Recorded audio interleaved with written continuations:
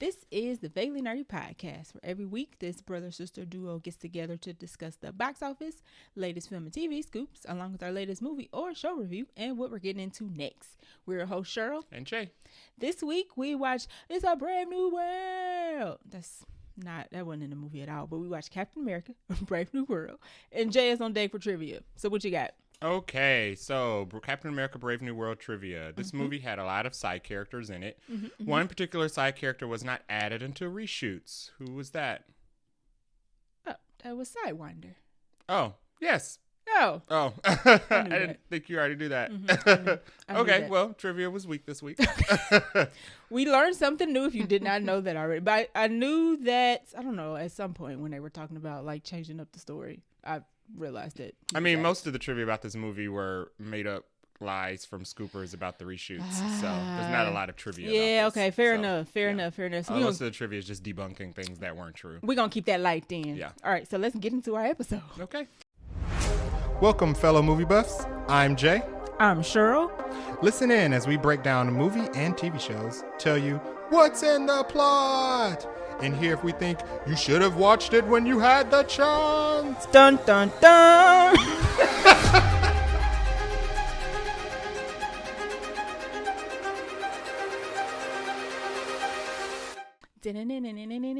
All right, we have a new movie announcement that is a movie that's done, ready to come out. We have a video game that's coming out starring one of our faves, quite a few cars in the trailer park, and then a lot of casting news came out this week. So that's what is in the Bunch Crunch. So let's start off at the top. So Wes Anderson's next movie called The Phoenician Scheme. Okay. Is that how you say that? Am I saying that right? Phoenician? I don't know. Phoenician I don't Scheme? know. It looks like Phoenix Scheme. Let me see. But this is going to be his next movie. You know what? I was trying to think if I had actually have seen a Wes Anderson film before. Like, I know who he is. I was like, have I actually watched a Wes Anderson film? I didn't watch the Grand no. Budapest Hotel. You didn't watch Grand Budapest Hotel. You didn't watch the Alien one with Jeff Goldblum. Yeah, Asteroid City. I ain't seen. This Phoenician Scheme movie is going to be a dark tale about espionage following a estranged father-daughter relationship within a family business. So it's a little vague. But one thing Wes Anderson films do have is a lot of freaking people in it. Yes, And he a does lot of- ensemble cast. Yeah, so we have Benicio del Toro, who is starring as Zaza Cador, who is the richest man in Europe. Mia Therpelton, who I'm not familiar with, I think plays his daughter, who's also a nun, which is interesting. But then we also have Michael Cera, Tom Hanks, Bryan Cranston, Riz Ahmed, I don't know who this other person is, so I'm not going to butcher their name, but Jeffrey Wright, Scarlett Johansson, who was in the Alien movie most recently. I think Jeffrey Wright was also in that movie. We have Richard Adoye, Rupert Friend, Hope Davis, and Benedict Cumberbatch. So, seeing as it almost sounds like a Christopher Nolan movie with all these people in it. Because now I'm kind of like, it's like, does he do the same thing where there's so many people in the cast, everybody's in it for like 5 minutes, but like the lead two people? Probably. That's how most of his films go. Okay. Yeah. Okay. So this is actually coming out in May with a limited release, and then it'll have a wide release in June. So I usually look at the trailer first and see if I'm interested, and I'll be like, okay, maybe not, maybe. I did want to see Asteroid City though. I think it just kind of fell off my radar. Yeah. Mm-hmm. And then it got spoiled, and I was like, okay, well. Yeah, like the day after it came out, Jeff Goldblum posted that he was there. It was so weird. I was like, I don't think you're supposed to let us know. And posted what he looked like. Yeah, I don't think he's supposed to. I actually do think I want to check it out because it does seem like weird and kooky. Like, I think he does like kind of not. I guess weird and kooky is probably a good name for it. That's kind of his movie. So when I say it's a dark tale espionage, it's not like Mission Impossible or James Bond. This is gonna be a very like grounded movie. Which is funny because the guy you couldn't pronounce, Matthew Almeric, was the villain in Quantum of Solace. Yeah. Quantum of Solace. Oh. Yeah, the one nobody talks about. Okay. Yeah. I was like, oh my God, from the last one? No. The second one. Okay. Well, you know, I mean, maybe it's not him. Maybe it wasn't him. Maybe it was the movie. No, the movie was bad. Yeah. Right. We're not blaming you. We're not was blaming you. James Yeah. Bond movie. So as I'm sure we'll probably get a trailer. This is coming out in a couple months, so we'll probably get a trailer. And I don't know, I might check it out. It depends. There's a lot of people are in this that I like. Yeah. So I'm just kind of like, I mean, you should watch Asteroid City as a tester. I should. Yeah. I really should. I think I am actually, and then that'll be my taste of Wes Anderson because his name be everywhere, and I'll just be like, there's a lot of people in here, but I'm maybe not. All right, next up we have a video game announcement. So Lashana Lynch, who we live from 007, she's also she is now Captain Marvel. Binary. There it is. She's binary. She's binary. In the alternate universe. Yes. Anyway, she's alive in the MCU, but she's going to be starring in a horror video game. Now, when you told me this, I don't think you mentioned a horror part. Did you mention a horror part? I said survival horror. Okay. I said like Alan Wake. Well, when I looked this up, I was like, oh, well, you said, I was like, okay, maybe something. Although Alan Wake kind of creeped me out. So I don't know if I'm going to be handling this because it's called Directive 8020. And Lashana Lynch is starring as an astronaut called Young. But it's an installment of Dark Pictures Anthology. Yes. Okay, you left that little part out because this whole thing is like... I mean, they're like the Blumhouse of horror video games. I was like, I'm out. I guess they make a series of interactive survival horror games. Yes, so the gameplay in these games is the same as it's literally the same. The same as the Expanse Telltale video game that you play. Oh, okay. That's the gameplay, where it's a narrative. Okay. That game was borderline, like, we didn't see nothing yet, but it was borderline, like, ooh, I know something about to come kill me. Yeah. At any moment. So it's like narrative driven. Okay. I mean, those games do really, Alan Wake is like won a Game Award, right? Yeah. Okay. Yeah, okay. it did. Okay. So, and happy for Lashana Lynch in anything that she does. Yeah, the trailer was good. Did you watch the trailer?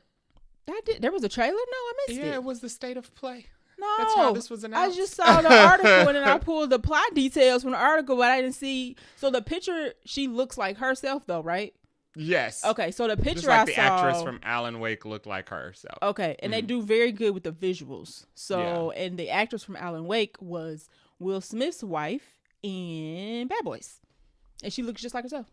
Yeah, I believe Until Dawn is from Dark Pictures. It is. Yes. Yeah. And they mentioned another one that I wasn't familiar with. I have not. I've played Until Dawn. Okay. And that's what's getting turned into a movie. The first one that came out like 50 years ago. Okay. I mean, it came out like 10 years ago, but they remastered it recently to release it alongside this movie. The movie. So I played the first choppy version. Okay. I didn't play the Quarry, but I think the Quarry is the best one. The Quarry is the summer camp themed one. Okay, that was the other. Okay, that was the other one that was mentioned. So this is the third. Yeah, it's always the crux of this is always the reveal is always something supernatural at the end. Okay. So the whole game they kind of like tease something spooky is going on, and then they kind of reveal towards the end what the supernatural entity was. In Until Dawn, it was Wendigos, and in the Quarry, it was werewolves. Okay. They revealed at the end. Towards the end, it was werewolves. So this definitely probably aliens then, right? This one they were more upfront in the trailer about, where it's kind of like, it's more like, not Event Horizon-y, but, well, kind of like Event Horizon-y. I mean, it's kind of like a mix between, it's kind of a mix between whether or not Lashana Lynch's character is, I'm sure the things that she's seeing is real, but it's going to be a little psychological as well. Okay. Because Event Horizon was a little psychological. Very psychological. Yeah. Yeah. So the plot details is Earth is dying and humanity is seeking a new place to call home as always. A planet 12 light years away seems to be the perfect place to colonize. Never a good idea. However, the colony ship Caspina crash lands on the planet and the crew realizes it's too good to be true. As it typically is.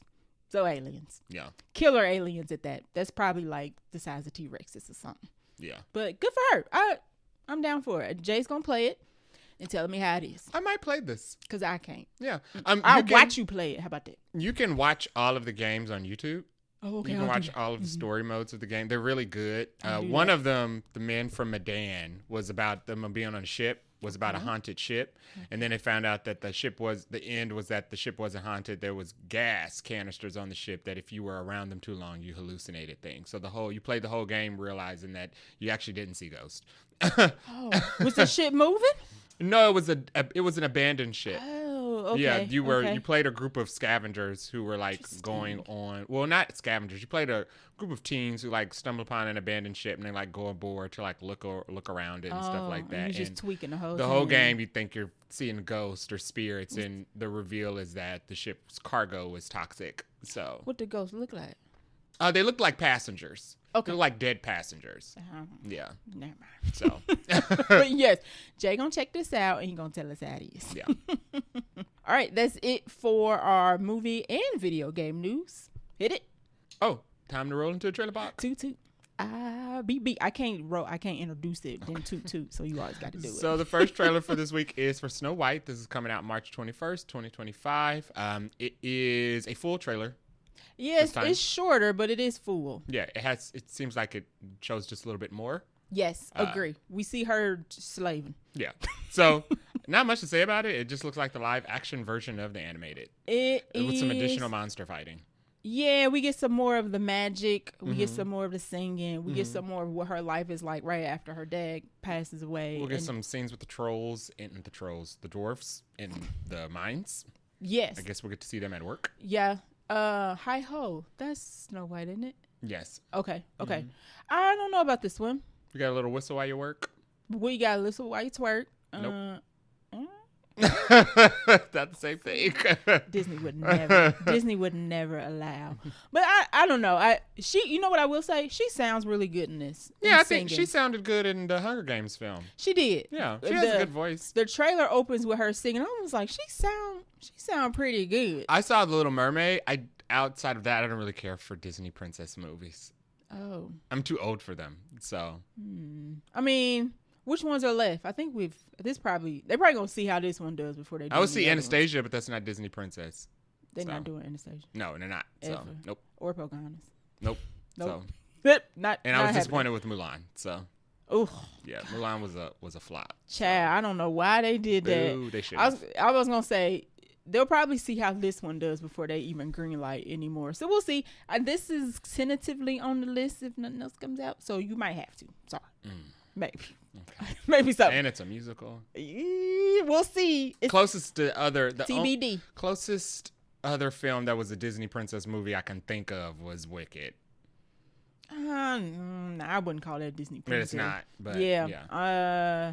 We'll see. It's along the same vein though. Hopefully, it's a horror movie coming out that week. We can see it. Yeah. All right, next up on the trailer park is For the Amateur. This is coming out April 11th, 2025. It's going to star Rami Malek and John Bernthal. And Lawrence Fishburne. This trailer actually has me more convinced. And Rachel Brosnahan, who's going to be in Superman. Correct. Mm-hmm. The first trailer has been a hot minute, so I'm glad they're starting to promote this. But this trailer gave away that he obviously will not be a very good, because this movie is about he works for the CIA, I think CIA. Yeah. And his wife dies. He's not a field agent. Right. He's like a tech guy. Yeah. So his wife ends up getting killed, and the CIA is like, oh, your wife's been killed. We don't know who it is. He wants to turn into an agent to find who it is. And they're laughing at him and like, no, this is not going to work. And somehow the description says he blackmailed them. He blackmails them to make him an agent. And it's obvious in the trailer, like he ain't made for field work. Right. But this trailer actually shows that he does use his skills of being a tech guy to actually take down whoever's going to be the people. And I thought that was more convincing than trying to convince me that he go from working a desk to being a field agent. Like, that's not going to work. So I was more sold on him being like, okay, I can hack computers. I can set up devices to go off and bombs and whatnot. But you don't look convinced. This is Watch Dogs. Oh, it is the video game. This is which is becoming a movie. It is, because he uses like the cameras and stuff to do facial recognition. It's another twin film. Okay. That other film ain't out yet. I know, but still. You're right. The twin films always get announced right after one goes into production or one gets announced. Yeah. So it's Watch Dogs, the live action. Right. Because Watch Dogs was about a hacker who worked for a government agency but his niece was killed. So he used his unique hacking skills and a gun to go around getting revenge on the people who were responsible. That's literally what this movie is about. It looks like it's got budget though. Yeah. It's like, and I like Rami Malek. He ain't been in nothing since Oppenheimer, I don't think. He was only in that for 2 minutes. People liked Watch Dogs. Both the Watch Dogs were mixed. But, okay. But I'm curious to see how well this is do, because I don't feel like they promoting it good enough. But it looks like a pretty decent action flick. No, but yeah, I'm interested to see when they begin to promote the Watch Dogs film. This is happening more frequently now. Listen, if Final Destination and a Monkey is the most recent one that's happening. If it's not a reboot or remake or prequel, it sounds like it's gonna be a twin film. Now you're right. Yeah, now that's the new thing is twin films. I ain't kind of mad at that. Everybody's doing. I do like a twin. Everybody's doing the same version of something to see which one can do it better. As long as they both good or decent. No, that's not how that works. Oh. You're right, because you have to have a Dante's Peak to a volcano. Boom. Deep Impact to Armageddon. Yes. Right. Although some people like Deep Impact better. I'm like, no. I mean, Dante's Peak was entertaining. It was not as good as Volcano. It's a good bad flick. Yeah. It's entertaining to watch because it's not good. You're there for the volcanoes and the natural disasters. In the not Pierce Brosnan. And Grandma walking in the lava drowning. Lord. That was so favorite scene of that movie. Ridiculous. Next up for the trailer park is G20. This is coming out April 10th. On Prime Video, so direct to streaming. It's going to star Viola Davis and Marseille Martin. And Anthony, not Mackie, Anderson.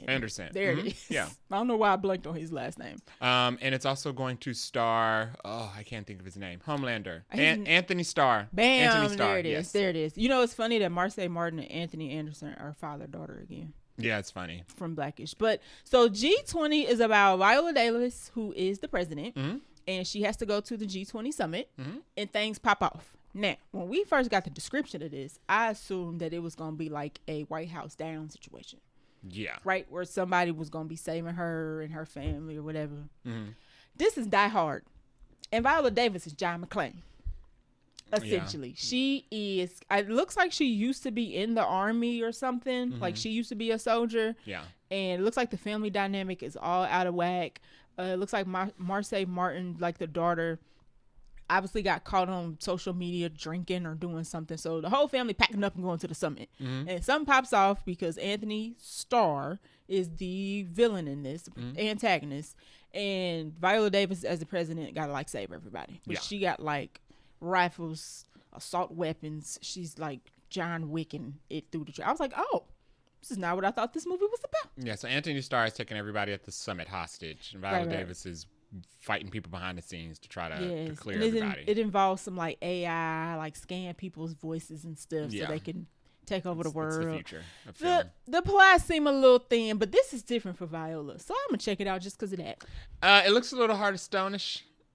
But I'll watch it because I watched Heart of Stone. The acting will be better. I give it fair. And the thing is, there are actors in this. So correct. This movie will have the acting. Acting will be. I don't know if I want to see if I'm going to be sold on Viola as John McClane. Essentially, that's why I want to tune in. Yeah, I have to watch it because she plays a good person. She's played evil in Hunger Games. Now she's about to be an action star. Yeah, why not? We'll see. And she was evil in she's still evil. She's still Amanda Waller. Oh, boom. So. You know what? Do it all. Yeah. If Harrison Ford can be everybody everywhere all at once, that's true. Why not Viola Davis? All right, next stop on the trailer park is the last stop, and this is the Thunderbolts Superbowl trailer that was released recently this is coming out May 2nd. Yes. 2025.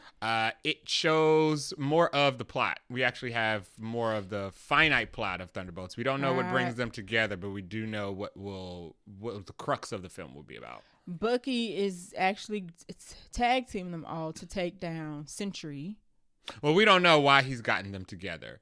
Okay. But we know towards the end, in the third act, they're going to have to fight Sentry. We finally got the villain reveal. Right. And Sentry is also the Void?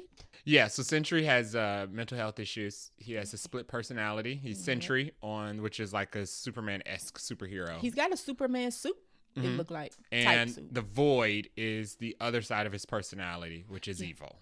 And he's snapping people. That's the best way or zapping people into the void in the trailer. So they just turn into like black specks on the ground. They're doing something different in this. Oh. They're saying that the void is going to be a person and a place. Okay. So the void is going to be Sentry, but he's going to be sending people to the void when he turns them into black shadow marks. So he's not actually killing them. That's interesting. Yeah. I didn't even think about the connection between this and like Loki or something. Why? Because of the void. It's the same void, right? Or is it two different voids? You mean like, no. Yeah, no. It should be two different voids. Because there's no connection. Unless they're adding a connection. Although it doesn't make sense why Sentry would be sending people to the TVA void. How would he have that type of power? He wouldn't know it exists. No, nobody should know how it exists. So are they going to find out that you think Loki's going to be in Thunderbolts? I would Throw my popcorn. I don't think so. I'm not putting my expectations near that.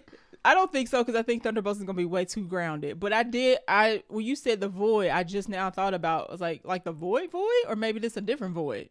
I don't know. They ain't said. Yeah, they said that it's gonna be a person in a place. So I think it's gonna be a different void. So they're supposed to be sending people to the void in this. That's supposed to be his power. We don't know who made him. No. We don't know where he came from. Val opens or who he works for. Yeah, Val. The trailer opens up with Val telling, I guess, I don't know, some government panel that the Avengers are not coming to save them. I think that she created. Yeah. This absolutely, she was responsible for. Okay, this. Yeah. and then he out of control, so she don't know what to do. Exactly. She created the problem to introduce the solution, and the solution is the Thunderbolts. Right, and I think we probably mentioned in the last trailer, she owns Avengers Tower now. Yeah, these are power moves. Right. She's trying to make herself the new Fury. And Taskmaster still is not shown very much. No, because Taskmaster dies in the beginning. Don't. She's in the void. Okay. I'm betting it. Sure. She's going to go to void in the beginning, and then they're going to be like, we got to get her out. She's stuck. We don't know where she is. She's on a different plane for sure. That's rude. I don't like it. I don't like the fact I don't think she makes it. She is not in this trailer. Like any of the group shots, she's in that one scene where they're fighting in a room together. Right, with that where we've already seen. I don't think she's in the elevator. No. And they do multiple this is the team shots. Yes. This is the team walking. She ain't in a car when they drive. Oh, she ain't even in a car when they drive. She's not there when Bucky has them all roped up in a room. Oh my together. God. She's gone. But why would they show that so soon? Stakes. They introduced stakes. Well, no, why did they put it in a trailer so soon? I don't know. That's what I don't think she did. I don't think the trailer was very strategically cut to avoid that, but I don't think she did. I think they're just giving it away at this point. They're like, people know at this point that she's not going to We are placing a bet. Jay owes me a cup of queso if she is not actually dead. Okay. All right, it's on record. All right, that's the last stop on the trailer park. Let's dive into this bunch grunge. All right, so we have more, Lord Jesus, Odyssey casting. I'm tired. I'm sorry. I'm calling it. I don't want to hear no more. Just if you in it, just show up at the premiere. But right now we have a Jesse Garcia who was in Avengers. Do you know who Jesse was in Avengers? No, you don't. He was one of the guys at the desk. Jesse Garcia in Avengers. He was the guy playing Galaga? Oh, I don't even know it was him, but his credit says this person. Oh, okay. Will Young Lee, who was from Wolverine. I don't remember. Yes, he was the guy who had the bow and arrow. Okay. He was also in Elektra with Jennifer Garner. Okay, gotcha. He was in two different versions of the Marvel Universe. No, same, because Elektra and X-Men were the same, so he played two different people in the same universe. And then we have two bigger names that you probably recognize more: Mia Goth and Corey Hawkins. Now, everybody knows Mia Goth is from X-Pearl. Why don't you like me? You're lying. I just used that meme on Threads. Actually, it's pretty funny. And then Corey Hawkins, who we most recently seen in Color Purple. So nobody knows who anybody is in this. No, there's so many characters. The in more the Odyssey. people they get cast, be like, who knows? There was a rumor, this is not confirmed, that Mia Goth's character apparently does not have any speaking parts. So they're saying she might be a siren? Yeah. I mean, so she's singing? Maybe. Somebody else probably singing. Or she might sing. I don't know. I mean, who knows? The Odyssey has so many people in it, in the story. So many encounters that he makes along the way home. So, like you said, 3 minutes for you, 4 minutes for you. Like you said, the last time we talked about this, it's going to be one of those movies probably where you probably have like 5 minutes in it. Less. So, but I mean, 2 minutes and 30 seconds. It's going to be 5 minutes of a named actor. So. Right. That's something. And now you in the Nolan Rolodex. That's all it takes. So as we get more casting announcements, which we will announce those. So speaking of casting announcements, next movie we got news about was Morena Baccarin. I think it's Baccarin. I suck at names. Oh my God, I'm so bad. I need a Duolingo. She's been around for a while. That's the only reason I know how to pronounce her name. I need a Duolingo for people's names. Yeah. She was from Deadpool and Wolverine. And Firefly. Okay. Oh gosh. Yeah, she's been around for a long time. Okay. So she will be playing the role of the sorceress in the Masters of the Universe movie, and then we also have you say this name. I don't know who this is. Johannes Hakour Johannesson. Okay, is gonna be playing Malcolm Fisto. don't know. Every time we talk about this, I'll be like, I don't know, Master of the Universe. You be like, yes, you do. And then I'll be like, oh yeah, I do. I knew He-Man, I knew Skeletor, and I know the little floating around weird wizard thing that looks like Vivi. Yeah, because Jared Leto is Skeletor. That news came out a little bit ago, and now we have more I mean, I think this movie might do okay. I don't know. It's hard to gauge how well a movie will do nowadays. It could be up in the air because it's all about if there is an interest in He-Man. Right. Because like a lot of these new actors, interest in He-Man, though. Nobody's like, Jared Leto's the most casting in this. Right. So even the guy who they're playing as He-Man has been in a couple films. Right. But I think the most successful thing he's been in is that show with Julianne Moore on Stars or something. Okay, that doesn't sound recent. Yeah. Okay. We'll see. We don't have a trailer for this yet either. So this might be a see how it goes situation for this one. I don't know any of the characters in this, so it'll be. I mean, I don't. It's not like Thundercats. I say it's hard to gauge on this one. I'm the same mind of the NASCAR, not the NASCAR movie. Matchbox. Yeah, it's the same with Matchbox. Although that has more stars, I'm still kind of like I don't know. Yeah, but He-Man has like lore. I guess I can look up on the lore and see what the rest of it is about. But I just know it's about a prince who transforms into a super soldier because he has the power of the sword. And his band of married swordsmen. His ragtag team? Fighting the forces of evil. His ragtag team. Okay. Yeah. Okay. So going on to more casting news, John Lithgow is in talks to star as Dumbledore in the Harry Potter TV series. I could see that. I could see it, but he's not British. They breaking the mold on that, which I thought was kind of interesting. Is this being made? I mean... I don't know what WB doing. Yeah, Somebody said they don't think this is actually coming out. They just think they're just trying to keep investors happy that make them think they're doing more Harry Potter. I don't know stuff. if they would play with Harry Potter. Harry Potter would make them money.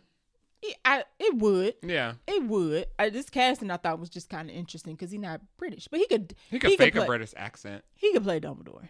Yeah, I mean, John Lithgow's been working forever. Yeah, he should be able to.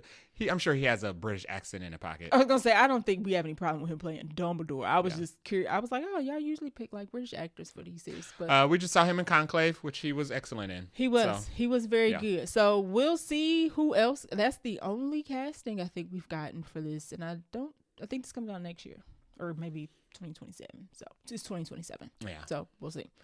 All right, and then we got a new series that got announced, and I didn't put this in the main news because we don't have too much, but we are getting a live-action Dungeons & Dragons TV series called The Forgotten Realms.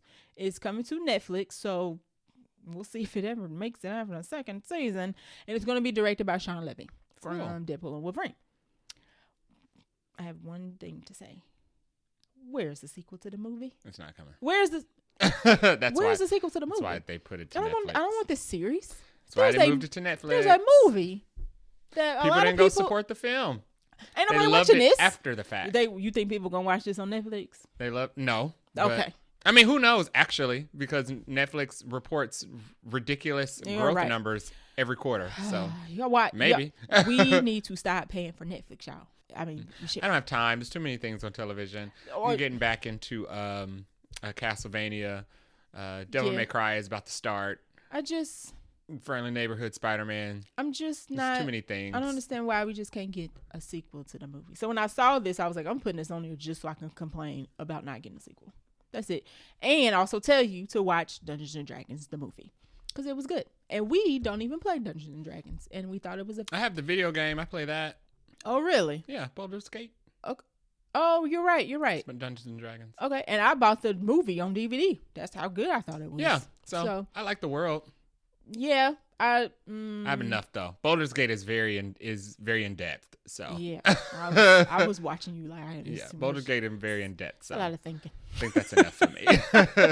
All right, so that's it for our news. We're going to take a short break and get into our movie review for Captain America: Brave New World. Yay. This week we watched Captain America: Brave New World, which is technically the fourth installment of the Captain America franchise. I guess Civil War is technically a Captain America movie. Although it's kind of Avengers movie, anywho. But this is Sam's first foray into his solo movie. So, Captain America: Brave New World came out February 14th, Valentine's Day of 2025. The director is Julius Onah. He has also directed Cloverfield Paradox. Have you seen this one? I know what happened in it. Okay. Cast and Took place in character. space. Say what? It's Cloverfield in space. Oh, really? It was about the space crew in space during the monster attack on Earth. Okay. Cast and characters for Captain America: Brave New World include Anthony Mackie. Surprise, surprise. Is Sam Wilson / Captain America. We have Danny Ramirez, who plays Joaquin Torres, who is now Falcon. Shira Haas. Yes. Okay. Plays Ruth Bat Sephra. Seraph. Sorry, Ruth. And then we have Carl Lumbly, who plays Isaiah Bradley, who was in the series Falcon and the Winter Soldier. We also have Oksha Rackramore, plays Lila Taylor. Hope I got your name right. I liked you. Sorry if I messed it up. We have Giancarlo Esposito, who plays Seth Volker / Sidewinder. I'm going to skip somebody because I feel... we know she's in. Liv Tyler plays Betty Ross. I was going to skip it, but I was like, I feel like we already know. Tim Blake Nelson is back as Samuel Stern / the leader. And Harrison Ford plays Thaddeus Thunderbolt Ross / Red Hulk. And he is replacing William Hurt, who passed away. Yes. In a while ago. Yes. I can't remember. But yes, he is not. This is his first time in the MCU. But he is 3 years ago at this point. Yeah. So technically a recast. Yeah. All right. So the runtime was 1 hour and 58 minutes. So nice, short, and to the point. But in my opinion, not too short. Budget of $180 million, which is pretty good for a superhero movie. Normally those go from $2 to $250. Box office opening day of $40 million. That is on projections for opening weekend. So $40 million opening day. I actually think the projection was like 38. So it's doing a little better than that. Weekend, this is a holiday weekend, so they give 4-day projections instead of your typical 3. It is right now doing 95 to 98 projected for the 4-day President's Day holiday weekend domestically.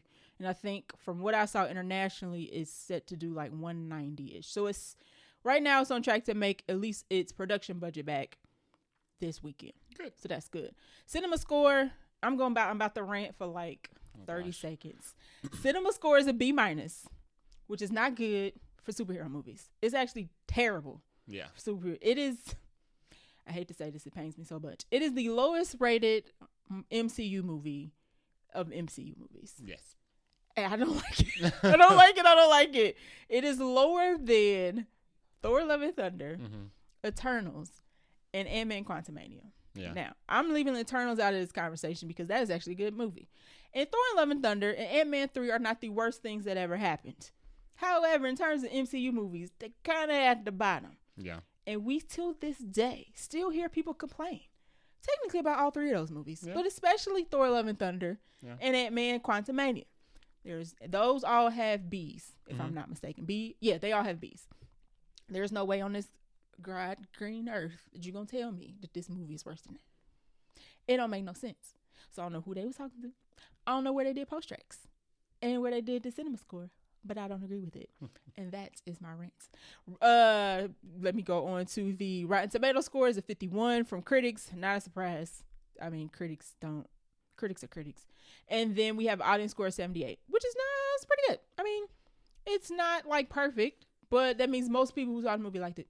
I mean, technically the critic score of 51 means it was a split. Exactly. It means half of the critics. So Rotten Tomato scores, I feel like we have to say this every so often.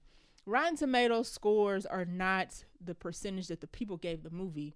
It is an aggregation of how people felt, how they scored. So most critics, by 51%, liked the movie, and then 49% did not. Same with audience score. You can say 8 out of 10, that's 79%. People enjoyed the movie versus they didn't. So that is the numbers and reception of Brave New World. Do you want to give us the plot? Sure. So the plot of Captain America: Brave New World is Sam is Captain America. He is. And he has to juggle being Captain America, as Captain America traditionally is. Always does. For the people. Yes. Or working for the government. The man. And while he's having to juggle that, There's also some Manchurian Candidate business going on in Washington that he has to uncover in order to save Isaiah Bradley from execution. Was that a spoiler? No, because he shoots the president. Yeah. You're right. You see that in the trailer. You see that in the trailer. So you have to prove Isaiah Bradley is innocent, basically. Essentially, yeah. And then we also see Isaiah Bradley in jail. So you're right. Not a spoiler. Not a spoiler. Okay. So that was a good summary of the plot. Let's get into our non-spoiler thoughts first before we get into our spoilers. Do you want to go first? You can go first. All right. This movie was fun, y'all. Yeah. It was a good time. It's got a lot of action. It's not goofy comedy, but it's got some little comedy. It's got some heart. Everybody's acting is pretty good. I liked all the character dynamics particularly between Isaiah and Sam. Those were really good. I mean, they have like some lighthearted moments and then they have some heavier moments. All those hit. I like Danny, Joaquin and Sam's team up because now they are Falcon and Captain America. So that was all good. I even liked the back and forth and conversations between Ross and Sam, between Sidewinder and Sam. I mean, the only person I think that probably didn't have, like, the leader and Sam didn't interact a whole bunch, but all the character dynamics with each other was good. Harrison Ford at replacing William Hurt, perfect choice.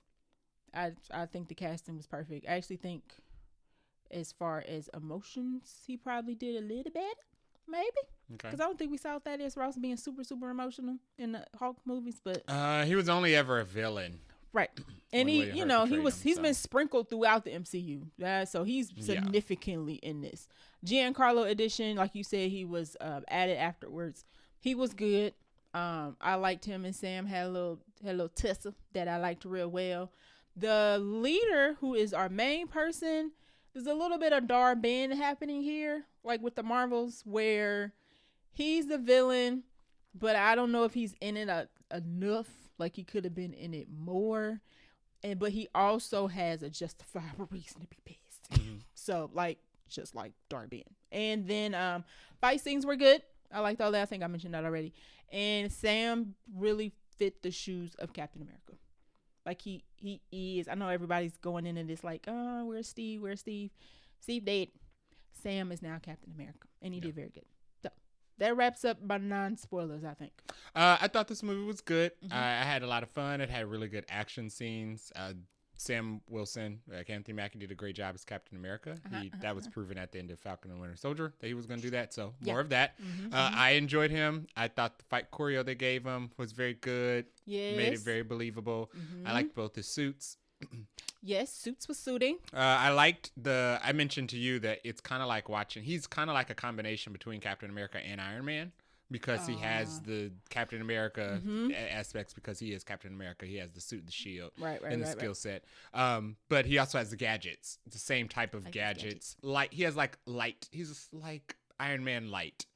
Yeah, because his suit does things. Yeah. As opposed to Steve's suit, he was like his suit is extremely functional. Like an outfit. Yeah. And Sam's is like a suit of armor. He's got 2 projectiles. He's got 2 extra red wings that fly around him that shoot lasers or fly the shield. And the shield is made of and the wings are made of vibranium. The shield is made of vibranium. He can absorb impacts and like a combo. And blow them up just like Black Panther. So he's kind of like a combination between the two. And I think that makes it that made his fight scenes even more fun. Yeah. Because you wouldn't be able to see Steve Rogers fight jets flying around Celestial Island. No. I like that Sam can fly. Yeah, that's something you would only see Iron Man do. So he gets those Iron Man fight sequences as well, which I enjoy. He gets the best of both worlds. Those were good. I enjoyed the sidekick, Joaquin Torres. He was funny. He was kind of like Peter Parker. He was like Sam Wilson's Peter Parker. If Peter Parker is Tony Stark's protege, Joaquin Torres is Sam Wilson's protege. Correct. And he fit the shoes pretty. And he wasn't like, I said the shoe, he wasn't like annoying. Sometimes they add these proteges and they're like just ragging in your ear. Yeah. They had like a funny byline where they say he talks too much. He does, but it wasn't annoying. Yeah. It was good. It was useful. He was.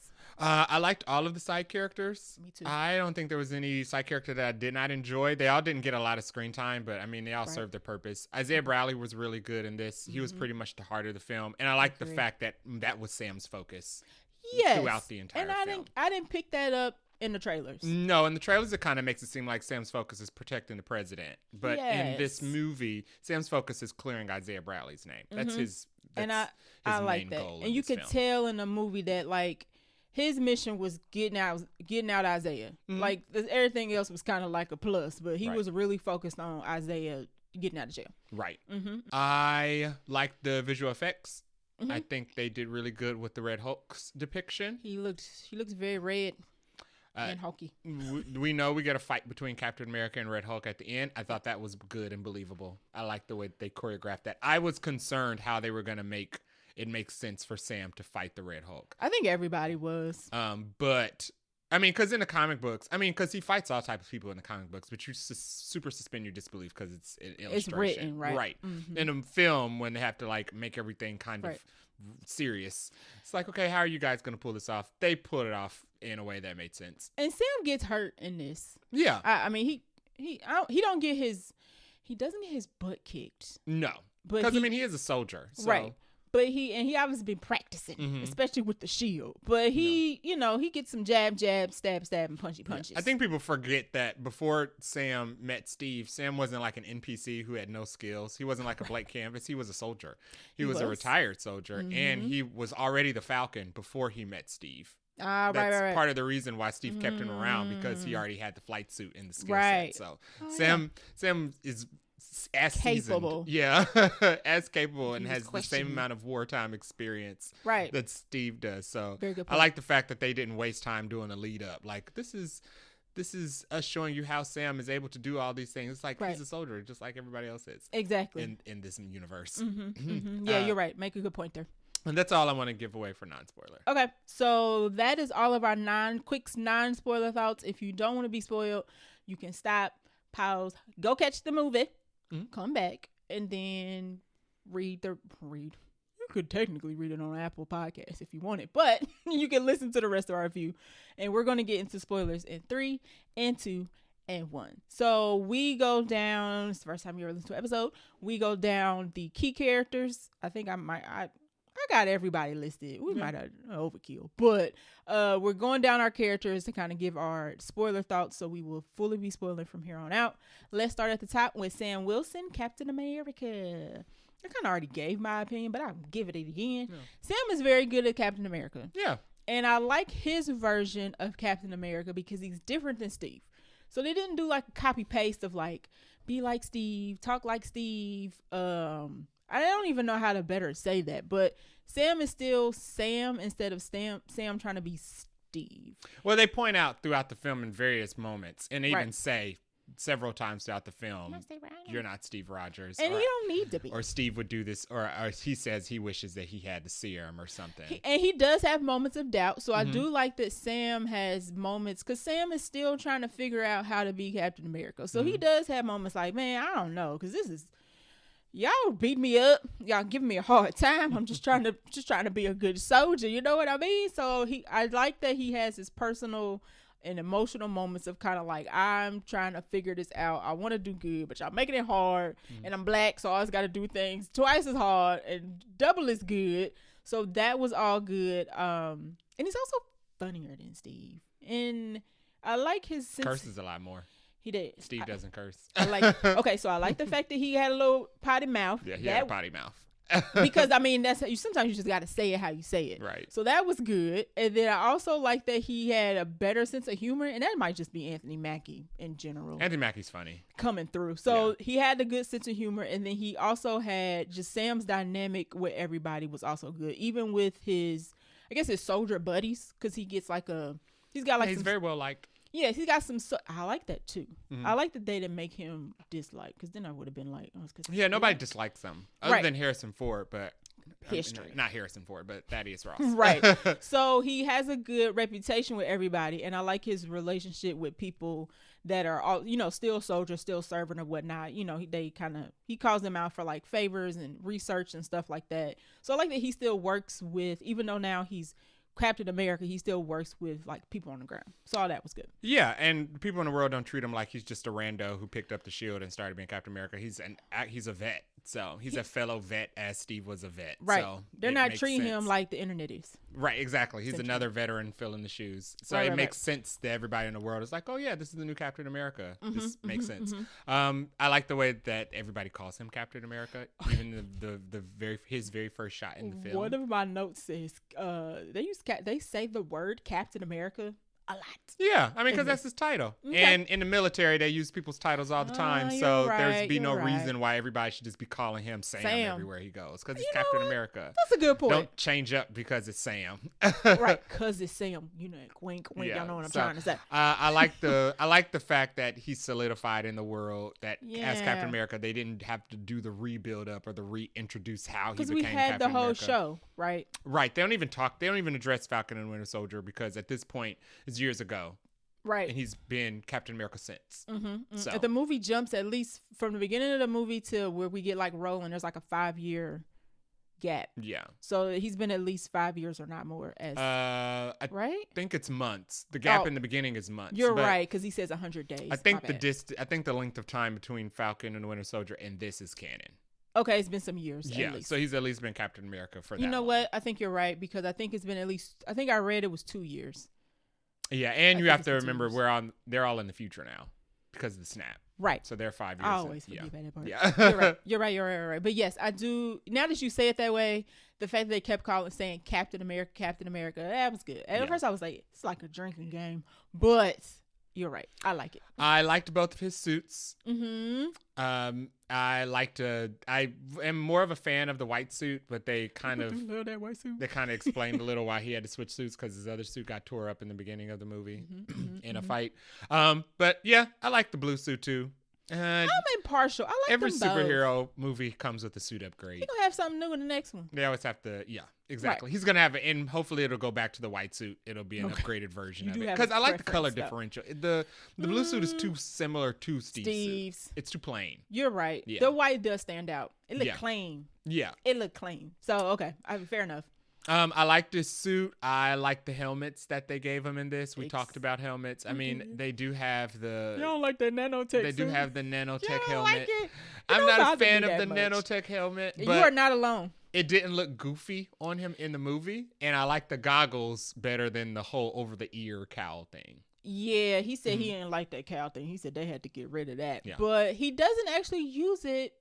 Like, once he has it on, he doesn't flip it back and forth very often. So once it's on, and once it's off, like, it's fine. So we only see him flip it, like, maybe a couple of times. Yeah. The nanotech a couple of times. Yeah, so Sam's role in this movie is essentially he's Captain America, and Thaddeus Thunderbolt Ross it wants to gather the UN, create a treaty for everybody to split up Celestial Island's resources. And he wants Captain America to work alongside of him because he just won the election. Yes. We're within his first 100 days.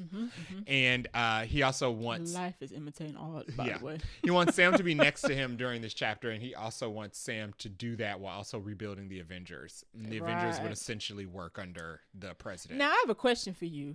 If Sam did wrangle the Avengers, who is he calling? They ain't talking. Ain't no group chat. Yeah, I don't know. They haven't really established if any of them keep in touch. Right. It doesn't seem like any of them still keep in touch. I actually think they are purposely making it to where they are all just scattered. I'm sure they all have each other's numbers. Right, but I feel like because we got Doomsday coming, I feel like they're setting it up to where the Earth is prime for picking because the Avengers are not a thing. That would make sense. How they would be able to pull up Secret Wars if everybody's not paying attention. Right. So I was kind of like, I wonder if they're kind of because everybody's like, there's no build up, and I was like, wonder if they like purposely keeping them all apart so when stuff pop off, they like, snap. Where everybody at? But Sam's Avengers usually comprises of either Spectrum or Captain Marvel, Black Panther, Vision, Scarlet Witch, and Iron Man, but Iron Man's dead. Right. So, okay. I was like, I wonder when Ross asked him that, and we probably won't get this answered, who he was thinking Sam was gonna call up. That's all I was wondering. Miles Morales. But they don't know he exists. That's what Sam's Avengers usually comprises of.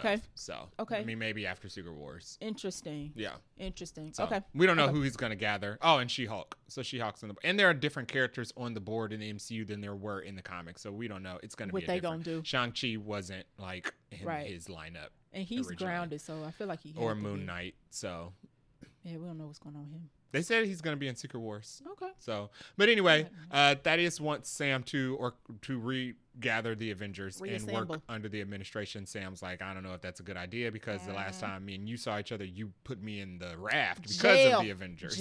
So crap at jail at that. And Sam doesn't trust Thaddeus because Thaddeus is Thaddeus. He's untrustworthy, and he's known as the Hulk Hunter in this universe. But known for the one bringing up the Sokovia Accords and hunting down all the superheroes. So of course, there's no trust there. A little apprehensive. So at the White House, he brings Isaiah Bradley with him to the summit, the World Summit, as a show of support. Isaiah Bradley's like, I ain't feeling it because of my past with the government and how they treated me. I don't trust him either. But he trusts Sam, so he goes anyway. And there are some Manchurian Candidate things that take place we won't spoil yet. And Isaiah has to, Isaiah ends up attempting an assassination on the president. That's what the trailer shows, but it's not just Isaiah. It's like 5 other people in the room. Which I didn't realize either. I'm glad they hit that little tidbit. Yeah, and I'm glad that it wasn't just Isaiah because that added to the believability that it wasn't Isaiah didn't plan it. So there was like 4 or 5 other people in the room who also had the same thing happen to them and also tried to kill different people in the room as well. Yeah, that was crazy. They all weren't. It seemed like they were all after their own leader, maybe from their own country. So I thought that was interesting. I was like, oh, y'all popping off everybody. So Sam's trying to uncover the truth of why this happened and who's orchestrating it so that he can clear Isaiah's name. And Ross is more concerned with the optics of almost being assassinated. Right. And trying to get the treaty solidified. Right. And he's like, Cat, like, you need to stand alongside me because that ain't gonna look good if the Captain America is trying to help his friend. Who tried to kill me. Just tried to assassinate me. Right. So, yeah. But Sam sticks to working with Isaiah or trying to get Isaiah out, and I like that. Yeah, so Sam is trying to work with Isaiah to get Isaiah out. And that's most of the film is him trying to uncover that mystery. Right. And he's being shut out by Ross, who doesn't trust him now. Right. And Immediately don't trust him. Ross has his own second in command working on the investigation, which is Ruth. Yep. Yeah. Okay, cool. So you have any other points about Sam in particular? The last thing I'll say about Sam is another highlight on his fight choreo. I liked all of his fight scenes. I like the way he used the shield. Yes. I like one of my concerns about Falcon has always been space. Okay. He's not as I never thought he was as effective without his wings. Oh, okay. So when he's fighting in corridors and hallways and small spaces when he can't have his wings out, I'm like, okay, Sam, what are you gonna do? But he's still capable. He can throw the shield. I like the shield dynamics play a factor in this too. He uses other things around him. Yeah, well, and I like that you bring the shield dynamics into the movie where the shield is made of vibranium, so it feels super light. It's super balanced. It's supposed to be where literally anybody could pick up the shield and throw it, and it'd be as effective as Steve Rogers doing. Steve wasn't as strong with the shield because he was throwing it with the strength of the super soldier serum. It's because the shield itself is extremely well balanced. Right. Because it's made of vibranium. Yeah. But he uses the shield. I like all the shield shots, and they don't. This gonna sound silly. They don't overuse the shield. I feel like there could have been a moment where every time he does something, he was like, shield. No, they don't overuse it, but they use it smartly. There it is. Yes, they use it smartly, but there are moments where, he doesn't have the upper hand and his shield is like maybe further away. He still get hand-to-hand combat, and he hit somebody over the head with a center block a couple times. I'm like, whack him again. What he doesn't have in super strength, he leverages in his gadgets, which I like. Red Wing comes into play throughout the entire film. Pretty handy. Red Wing is very handy. It's almost like his other sidekick is Red Wing. Yes. Red Wing flies the shield. That was one of my favorite scenes when he's fighting the jets in Celestial Island. And he's too focused on using his wings and facing what's in front of him, so he can't use the shield to block the jets shooting behind him. So Red Wing flies the shield behind him, and it's basically like a flying shield. And I thought that was cool because Steve could not do that. No. That's not something we would be able to see. That's why they are different. It's not something we would be able to see in a regular Captain America movie. Right. Is a drone flying the shield around him while he uses it. Steve not really fighting over water because Steve can't fly. No. I like the wings. I like that they were sharp. They sliced through the jets. Things that come out. Bing, bing, bing. Yeah, that was one of the things. I didn't think they were going to bring that. That was something from the comics and cartoon where his shield, his wings were like his feathers. his wings in animation is usually feathered, and they can shoot out little feathers as like little prongs or daggers or whatever. And they do that in this too. He was daggering. Yeah, quite and I like that they didn't do that with any of his other ones. No, They kind of do that with a lot of characters. They bury the powers that we all want them to. We all want to see from the comics. They did that with Black Widow, where they didn't give her widow's bite into her solo movie. Okay. And I was like, all these movies, I'm waiting to see her shoot her little wrist gauntlets, and they waited until her solo to show her doing that. She did. It's like this is their special move. It makes them the character that they are. Yeah, him shooting his little feathers is his special move. That's what I he wanted used to see. And he used it effectively. So he had the shield, the wing, I was about to call him Nightwing, Red Wing, all of that together. In Civil War, they gave him 2 Uzis, and I was like, this isn't Falcon. This is a man with 2 guns. You gotta massage a character in a movie to see how it's gonna fit in there. But I really, really, really enjoyed all his action sequences. Yeah, they were super fun. Every time he busted out the shield, it was like bang, bang, bang, bang, bang. I'm like, that's good. And then he like grabbed something on the side because the shield was far away. I was like, whack him again, whack him again. He used one of Steve's moves on Sidewinder from Winter Soldier. That was probably my favorite fight. When Bucky, in the scene in Winter Soldier, when it was Steve, Sam, and Black Widow on the overpass running away from Bucky because he blew up the car. Yes. And Steve didn't have his shield, and he did that kick off the car where he ran up the side of the car when the guy wasn't looking. He like kicked him in the chest and sent him flying. He did the same thing with Sidewinder. He did do that in this, and I was like, oh, see, that's cool. Callback. It's a callback. It's a Captain America move. So, I liked it. Yeah. Sam's cap was pretty darn perfect. Yeah, I would say.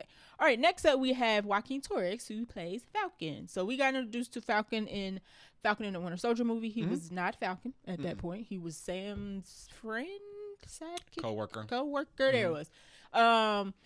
Danny Ramirez, thank you, did pretty good. Yeah, he did good. I thought some of his dialogue could have been a little polished, but when he was in the scene, he added to the scene. All his little quips were pretty funny. He has a funny scene with Isaiah, because Isaiah has a cell phone. Isaiah's older, so he's still, even though he's a super soldier, he's still like older, like an older man. Right. And he has like plastic on his phone.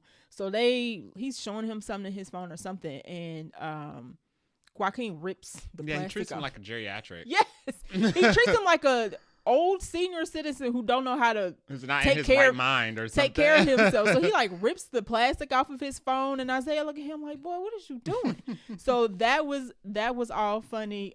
He's a good Falcon. He actually isn't in the final fight, which I thought was interesting, but also good. But I'm glad they gave Sam his final fight. Yes, solo. Exactly. So I thought about that after the fact. I was like, oh, because Falcon gets injured in the Celestial fight, and so he's kind of out of the mix which is the exact same thing that happens in Winter Soldier. Which I kind of liked. Bucky tears one of Sam's wings off, and that's why Sam wasn't in the final fight. Right, and I kind of like the callback, but I like that. Even though Falcon, was in the whole movie, that he kind of had to sit out for the last to give Sam his moment. Yeah. But he was all in there. And then at the end, Sam was like, when I'm ready to put Avengers together, like, you'll be on the first to the call list. And I was like, I don't know if Doomsday going to allow that. But anywho, he was good. I would like to see more of him going forward. I like that he was capable. Yeah. He wasn't reckless. The reason he wasn't in the final fight wasn't because he was reckless. It was because the thing blew up before he got to it in time. Right. So he wasn't like a burden. Personality-wise, he was kind of like Peter Parker, which I enjoyed. He had the enthusiasm. He really, really wanted to be a superhero. He just really wanted to be involved, and that was kind of like Peter Parker's thing. And he had his own little backstory, too. I like that he had Sam's old suit, not the old Avengers suit. This is supposed to be Sam's original flight suit. Okay.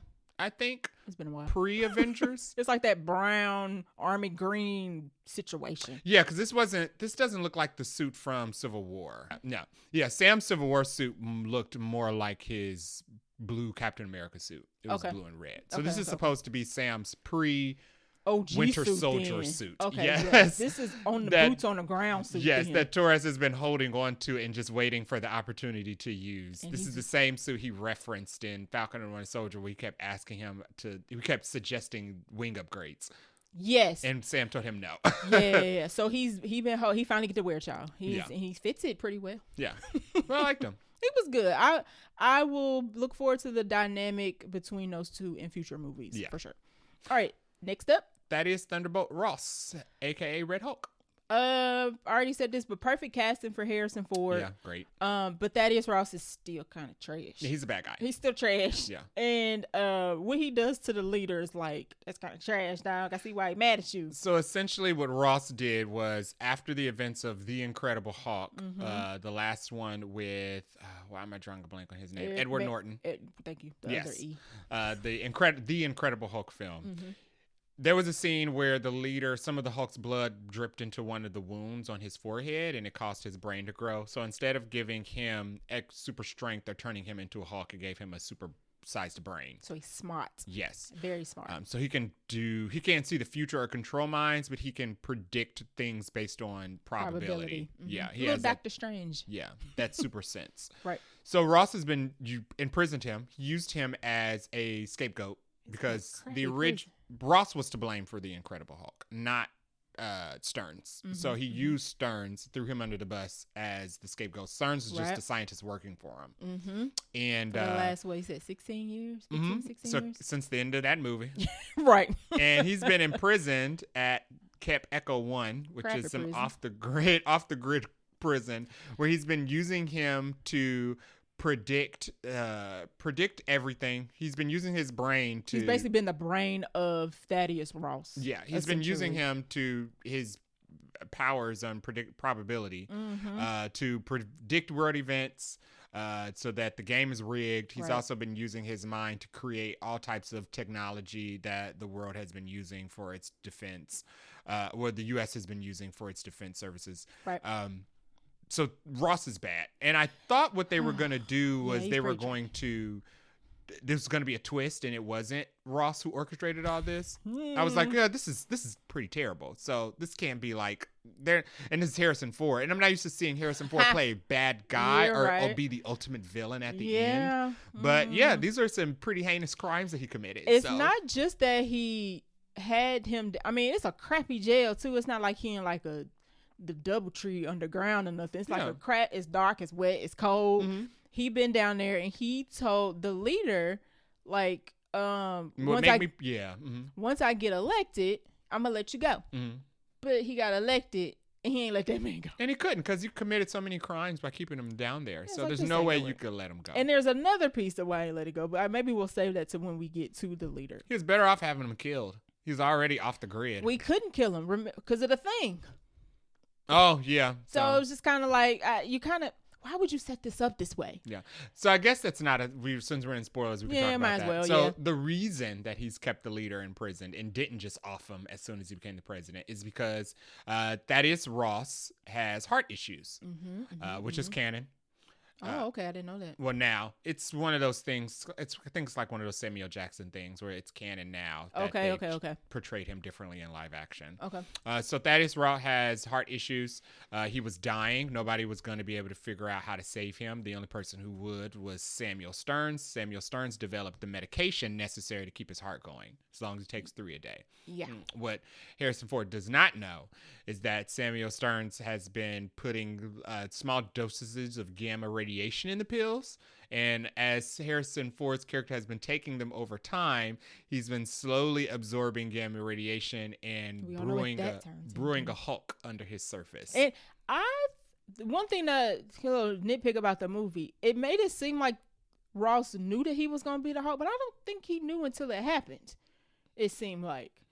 Did he? No, he did not know until the ship. Okay, yeah. I was kind of like, does he know that he's tweaking and maybe just don't know it's the pills? But okay. He did not know that he was a subject of Samuel Stearns' control until Sam came to him and told him, we found out that Samuel Stearns has been Manchurian candidating everybody. Right. Okay. Okay. Yeah. So I felt bad for Ross in terms of his relationship with Betty, because Betty still don't want nothing to do with him. I think the thing with Ross is that he's good now, but the reason he did dirt all the way up to this point. So much dirt. Yeah. I mean, technically, he was still doing dirt at that present time. And I kind of like that. I kind of like the fact that he was good, but he just couldn't get away from the fact that he got here because he did so much dirty, shady stuff, and he wasn't repenting for it. And one of the things the leader tells Sam is like, the man ain't changed. Yeah. He ain't changed. And he kept kind of trying to tell Sam, like, I don't know why you keep trying to save this man. Right. He's the bad guy. And I'm about to show you why he's the bad guy. So, yeah, Harrison Ford did a really good job. I'm curious to see where the Red Hawk might show up next. Maybe he doesn't, which is fine. I mean, he don't need to be hawking out. He's old, and he got heart problems. Yeah, I don't think the Red Hulk needs to come back. I don't think so either. He's in the raft now. He is. He voluntarily put himself in the raft, which I... And he's not a good guy, so it's not like one of those things where... I mean, I guess they can Thunderbolts him. Maybe. Like they do the rest of them. That would make the Red Hulk was a Thunderbolt, so that makes the most sense. I wonder how they're going to address the name thing, because in the comics they're called the Thunderbolts because he brought them together. So I wonder, because that's why I think the asterisk is there, because they're not going to be the Thunderbolts. Or maybe they're going to change their name because of the events of this film. That's why it's called Asterisk. Maybe. Because it comes right after. Maybe. I can see that. I can see that. But I did like his acting as well. The scenes where he was talking about his issues with not being able to talk to Liv Tyler because she still never forgave him for sending the U.S. after Edward Norton. Harrison Ford was acting. He was really acting, and I found it believable. And I liked the fact that he was good, but he had done so much dirt, and he couldn't get the monkey off of his back. Nope. And so he couldn't continue to move forward as being the president while also trying to ignore his past. He also did a good job of, like, when he was getting mad but wasn't quite at that brink yet, I was like, he getting pissed, y'all. Y'all need to relax. Y'all need to relax, because he played getting mad very well as well. Yeah, he was very believable as like a Hulk host. Yes. Yeah, it was kind of like, I can see how this worked out. Yeah. Isaiah Bradley returns from Falcon and Winter Soldier, played by Carl Lumbly. Yes, he was great in this. He had some of the funny parts in the movie where he's being his back and forth with Sam B. Also had some of the touching moments in the movie where he gets, because he was locked up for 30-something years or something like that. He's like, I don't want to go back to jail. Like, I just take me now. I don't want to go back. But he gets back in jail, and Sam's like, I'll get you out. And Isaiah's like, I'm going to die in here. Like, forget it. My life is over. So all those scenes and moments were the emotional parts, because you're like, you're right. This man is like 200, and he was done wrong, and he needs to live his life free. And now he like back up. This bull crap. I hate it. And I worried that he was going to die in this. And he didn't. So we can talk about the Manchurian Candidate thing. So what ended up happening is the leader was using flashes of light to use mind control on people. So basically, he flashed a light in a certain sequence, and you were susceptible to carrying out his command that he sent through the light flashes after a song was played. He was in bucket. The room. So instead of using words, they used a song, kind of. So that's why Isaiah Bradley tried to assassinate the president. He was not in control. He wasn't part of the orchestrating of it. I always thought he wasn't in control. It just was a matter of like how, though. It was just a matter of figuring out. Well, I thought it was going to be something that was programmed so long ago. Like Bucky's was. Oh, you're right. I was going to be like, this is something that was set in motion when Isaiah was acting Captain America. That would have made sense too. But it wasn't. So that was also a twist for me. But that was good, because that meant that he actually is free of mind control. Yes. So and that was my worry, is that he's gonna have to get over it the same way Bucky did, where it's gonna be like ingrained in him. He's gonna have to go to Wakanda or something. Okay, that would have been cool. But no, he just got taken over. Him and like 4 other people in the room got taken over for that one brief moment. Yep. So he's in prison facing the death penalty for like most of the movie. Yeah, for most of the movie. Yeah, and it's like, go get Isaiah. From the first 10 minutes of the film to the end of the film, he's pretty much in prison. Right, but he does have several scenes, like in the beginning before all that goes down, and then at the end when they get him out. Yeah, and Sam visits him in prison, so we do get scenes with him in prison as well. So all of that was good. I don't know how much Isaiah Bradley we'll see in the future, but I'll take it. I enjoyed him in this movie. I like the fact that he wasn't miserable. That was one of the things in Falcon and Winter Soldier.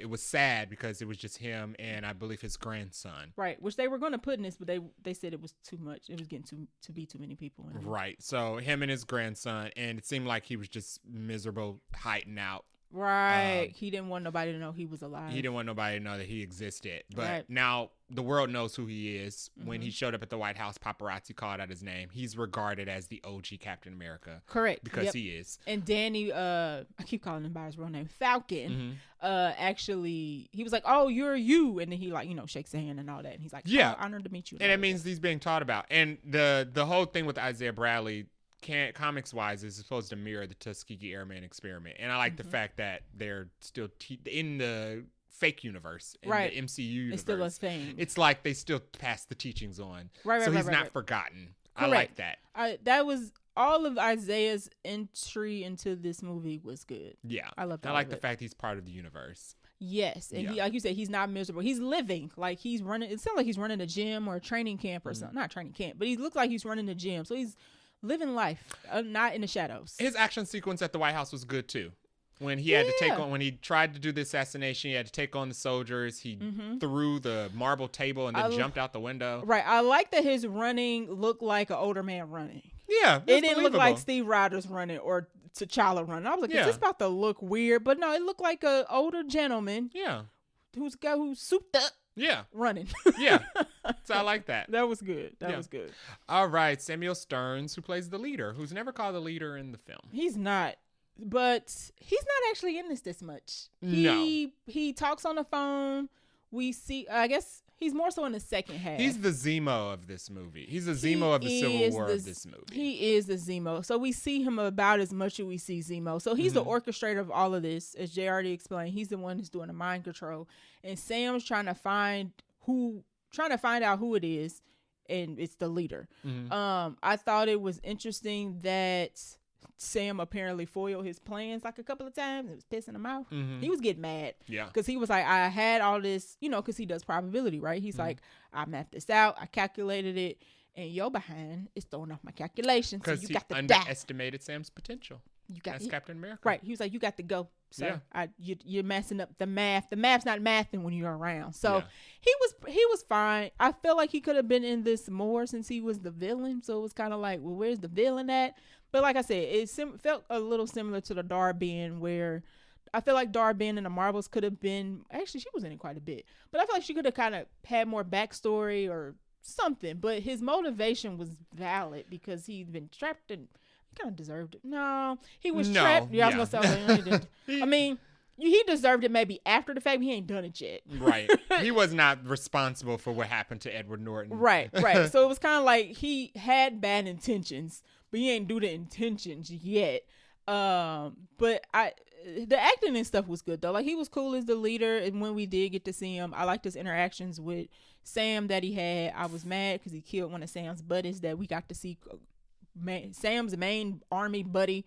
He ends up killing. I was okay. Now you got to go. He was too useful. Now you got to die. I'm sorry, Lee. He was too useful and he wasn't evil. Yeah, I was like, you got to go. Yeah. I'm tired of you now. I enjoyed Samuel Stearns as a villain. I saw some complaints that they were like, oh, it's too many villains, or he didn't get enough screen time. I'm okay with that. I think between the leader and Red Hulk, I enjoyed seeing more of Harrison Ford and the Red Hulk. Okay. So I'm fine with the leader being a villain. The second tier villain? Yes. Okay. I'm fine with him being the second tier villain that didn't get an equal amount of screen time as Harrison Ford, because I enjoyed watching Harrison Ford's performances more. And that's nothing against Tim Blake Nelson. Right. It's just Harrison Ford back as the president.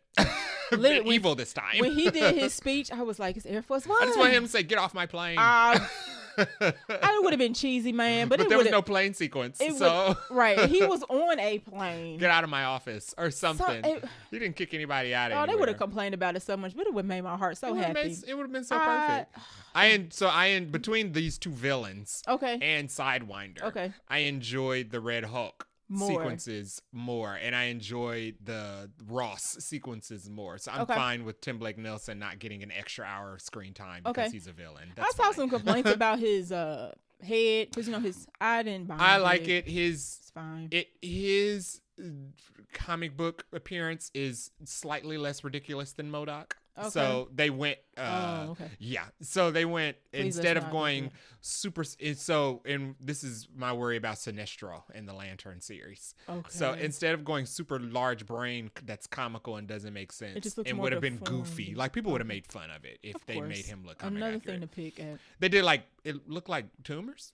Yeah, it just looked like he had a really like he was Like born with a growths? bad shaped head. Yeah. And it was You know what he green. looked like? He looked like the big brain guy from Invincible, the black guy Oh. from the future that we fell Yeah. off of. So I know you're talking about it because Sterling K. Brown voiced him. I have to go back and watch that. Maybe. But that's what he looks like Okay, you're right. Mhm. You're right. in live action. I didn't mind it. I was like, he I looks didn't mind fine. It was unseemly, but yeah, because was one of his believable. eyes was jacked up. Yeah. So when he looking at you like that eyes, can you move it? But yeah, he was fine. He was fine. Sidewinder, aka Seth Volker, who's played by Giancarlo Esposito. He's also not in this a ton, but he's effective. He's good. So we opened the movie with Sidewinder, who is waiting for a buyer to Mhm. come get whatever container he has stolen. And he's annoyed because the buyer's late, ain't shown up. And he like, where he at? Mhm. So he gets away when he first see him, and we get a little. He actually doesn't fight in the beginning. He gets his goons to fight Sam. But when we meet up again with Sidewinder, he pops up on Sam while Sam minding his business trying to drive somewhere. Sidewinder is like Sam's crossbones. Yes. And Sam says something along the lines of, I know you ain't come all the way from Mexico just to blow in my car. Yeah. I thought that was funny, and I really enjoyed that fight because they was just getting at it. I mean, they was just banging it out. Giancarlo Sidewinder stabbed Sam a couple of times, and I was like, oh, and then Sam started punching him. I was like, wait, hold on, Giancarlo, hold on, don't mess that face up or nothing. Yeah. But their fight was good. Giancarlo does not die, thankfully. No. And he ends up getting arrested, but he hints that he gonna get out and find Sam. So Yeah. So I am excited to see more of Giancarlo Esposito. Yes. He's supposed to be in other parts of the MCU. I hope he gets his group together. Rosa Salazar was supposed to be in this. Okay. We like her. She's from Maze Runner. She was she was the non-Teresa lead. I was about to go off. I was about to go She off. was the good one. Okay. Yeah, so we like her. She was casted in this, but her scenes got cut. She was supposed to be Diamondback, which is one of his cronies. Okay, and it in probably the Serpent Society. Okay, so I wonder if the Serpent Society, because the Serpent Society was supposed to be in Falcon and the Winter Soldier, Serpent right? Society are Captain America villains. You know what the Serpent Society are? Remember in Batman Beyond's Royal Flush? Okay. That's Serpent Society for Captain America. Okay. Yeah, he was, it's Giancarlo. So he was good. I mean, he could have been in it more, but I feel like this movie was to set him up. As opposed to him being like the big bad. Yeah. And they set him up pretty nicely, and his scenes that he had with Sam were good and effective, and I like the fact that he said, I'm coming back. I'm getting out of here. Put me wherever you want. I'm not staying. Yeah. So that was cool. All right. Lastly, we have Ruth Bat-Saraf, who plays Ruth Bat-Saraf. Oh, she's wait. Yeah, they got rid of her character's name. Oh, okay. Yeah. I was like, did I miss something? So she was supposed to be Sabra?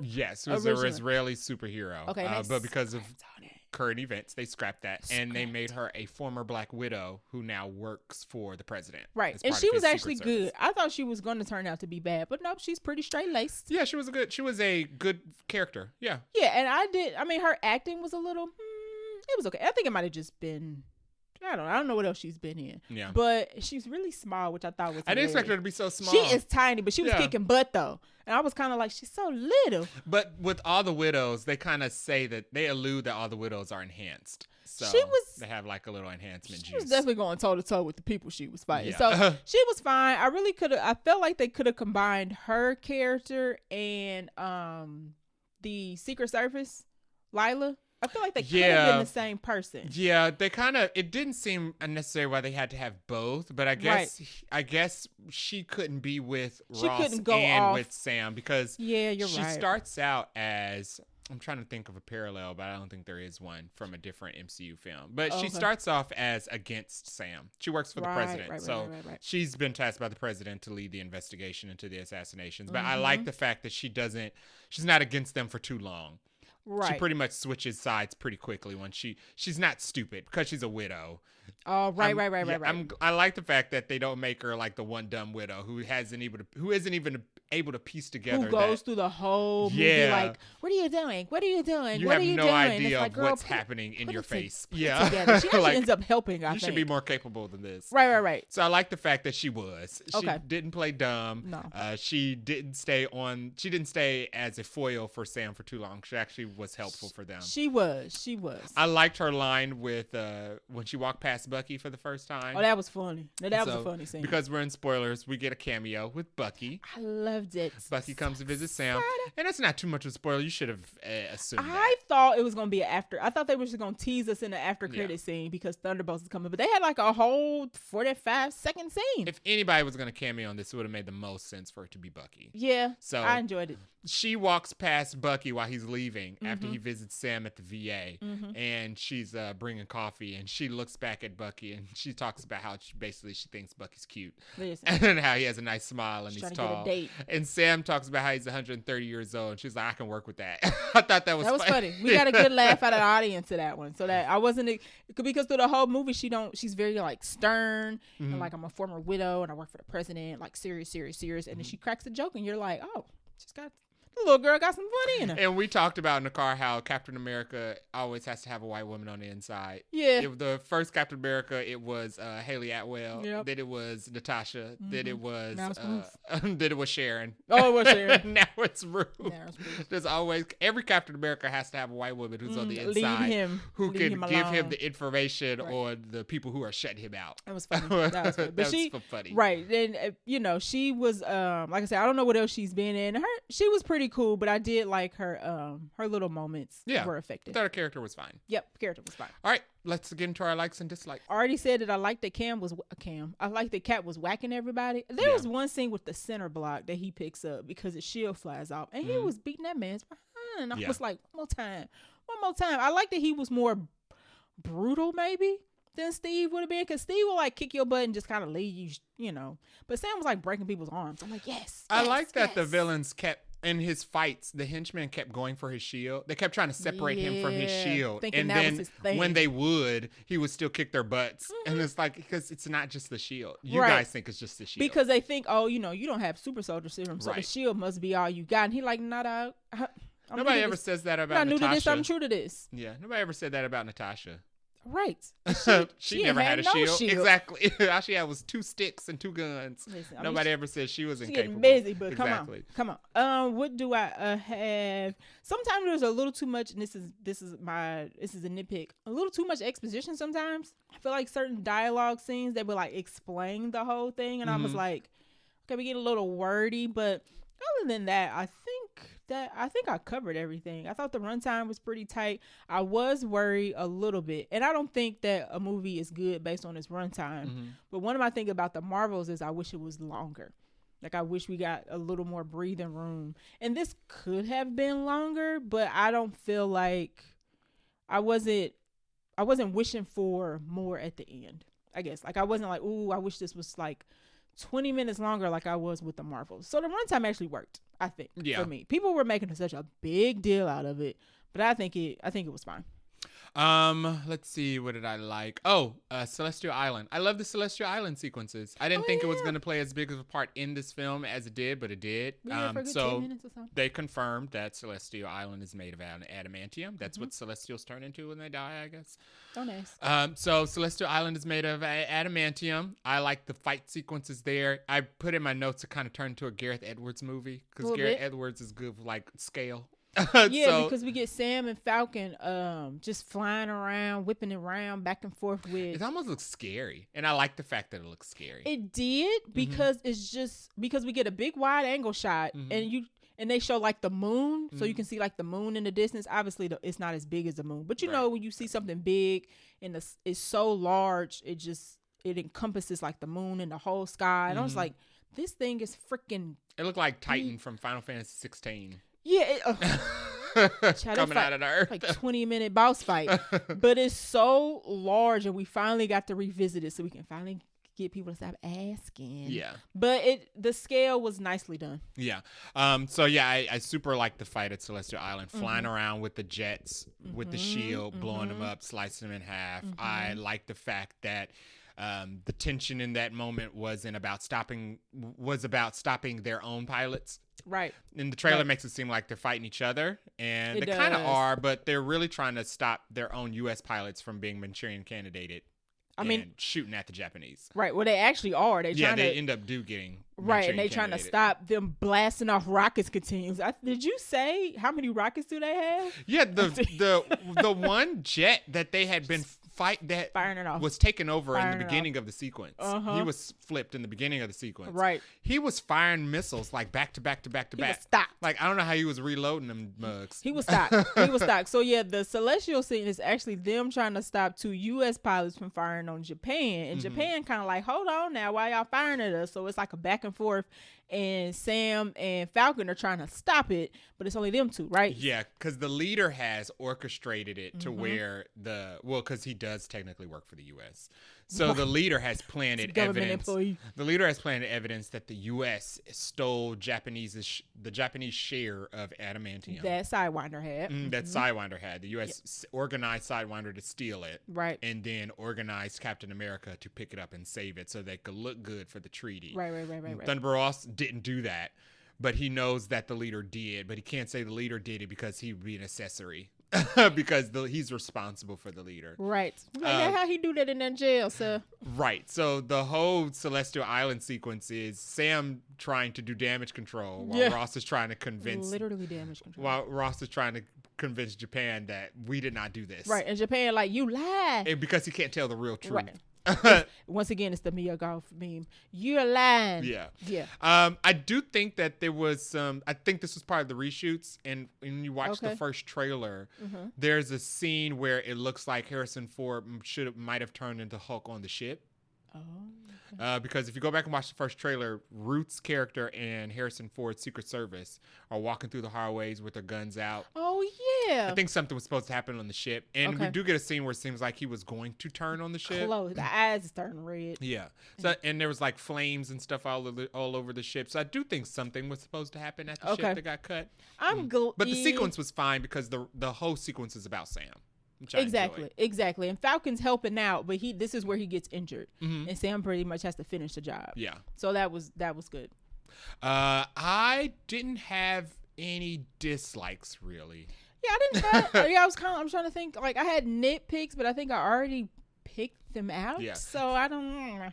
Some of there was a little bit more exposition than I would have liked. Yeah. But pacing wise, action scene wise, CGI wise, those and the characters, those are the things I come to the MCU for, and I think that they hit all of that. 100%. And I saw some, and I haven't read too many negative reviews because I've been saving my sanity. But I did see some people thought that they were playing it safe, like the whole storyline is safe, and I was like, did y'all forget this was Disney? I did see some people calling it Winter Soldier Light, and I do agree with that just a tinge. I don't think that's a negative, though. I don't think that's a negative, but I do agree that it is Winter Soldier Light, where it's Winter Soldier but that's calling Winter Soldier Manchurian Candidate Light. Oh, okay. So when it does borrow some themes from Winter Soldier, it's not as world-ending.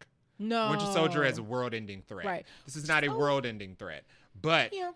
This is also Sam's first Captain America movie, so it doesn't have to be a world ending. It doesn't. And people were like, this story doesn't go anywhere. I'm like, it literally establishes Sam as, this is his first movie. It's not supposed to be like this world ending thing. Iron Man's first movie wasn't a world ending threat. It was him stopping himself, his own creation. Is Thor 1 world ending? I don't think so. Thor 1 was New Mexico ending. Okay. Yeah. Okay. Maybe. Okay. But. Yeah, it's his first. And Thor 1 was just about Loki trying to kill Thor. Right. So. Yeah. Okay. But I think people Cap are. 1 was world ending, but I think people went into this movie already with like, I'm not comfortable with Sam is taking over for the mantle, and it should have been Bucky, and maybe they've absorbed some of the online discourse and already kind of had their negatives, and it just I don't know. And they were just looking for the negatives as they watched it. I think people have gone and this is every post-Endgame movie has not been received as well as it would have been had it been released in the first Infinity Saga. Everybody's going into every post-Endgame movie with Endgame goggles on. And it's like, no, we're starting from the bottom again. Yes. We have to build back up to the big. You want it to be, we started at 1 and we went to 10 and you want it to be at 10 from then on. Right. It's like, no, we have to build back up. It's not even a matter of every movie needs to be in-game quality. It's just like every movie from the first phase, like this is not a 10 for 10 movie. But I mean, neither was like, I got nitpicks about in-game and if I got nitpicks about probably every movie. Yeah. Except maybe Black Panther. Thor got it right on the third, didn't get it right until the third try, and then it didn't hit with everybody on the fourth one. I enjoyed the fourth one, but literally, y'all still talking about like we got it, y'all. Y'all don't like it. Move on. But Thor 3 was so good, everybody forgave the first two. And it's just kind of like I don't know. I think I'm at a point of the toxicity of the fandom is starting to get to me a little bit. But I think every fan base is starting to hit that point. Yeah. Yeah. And it's kind of like everything Star Wars post in had game been that way. Yeah. Spider-Man's separate, but it has that same level of toxicity. And now everybody's just like post in game, everything's been trash, and I was like, that's a lie. That's just not true. I just don't. Just say you don't want to watch it, and that's fine. We won't miss you. Yeah. I promise. All right, let's get into is this favorite line or scene? Oh no, I'm sorry. The ending. Yeah. So the ending. So basically Sam gets the evidence. He gets the evidence. Joaquin and Ruth gets the evidence that Isaiah Bradley is not responsible. Right. The leader is cleaning up loose ends. He's also mind controlled the prison guards to kill the other guys who were mind controlled forgot about that. for the World Summit assassination. So he's tying up all his loose ends. Bing, bing, bing. Isaiah's still alive though. Yes. So they get the information to clear his name before Isaiah is killed. Correct. But unfortunately now Stearns is super pissed.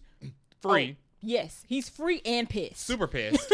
So he is releasing his frequency to get Thaddeus to flip during a press conference. Oh, he's on the speaker, y'all. Yeah. I thought it was just gonna be lights or music. No, he is talking through a speaker. I was like, this is not gonna go well. Yeah. So his thing with Ross is audio. Yes. Instead of, because it's on the phone and on the ship and it's on the speakers at the White House. So his control with Ross is through sound. Right. And then he antagonizes him because he knows all his dirty secrets, right? And he's trying to like air him out. And Ross is like, no, that's not true. He's lying, even though it is true. He's lying. He's basically airing him out in the public. And Ross started getting real mad about it. So Ross snaps. Right. And now everybody, and he's also leaked to the news that he turned himself in. He did. And he leaked to the news that he's been in prison for 16 years, and the only reason he was in prison is because Ross held him prisoner so he could use him to develop tech. Airs him out publicly. So Ross snaps, and he is now the Red Hulk. Yeah. He hulks out at the press conference in front of everybody. Good transformation. On the White House lawn. Good transformation. They didn't really show too much of it. He kind of like transformed mostly behind the podium. But the effects were really good. Yeah. I like the smoldering effect of his skin because he was like red hot. He had like steam coming off of him. Right. I wouldn't say he was like more menacing than the Hulk.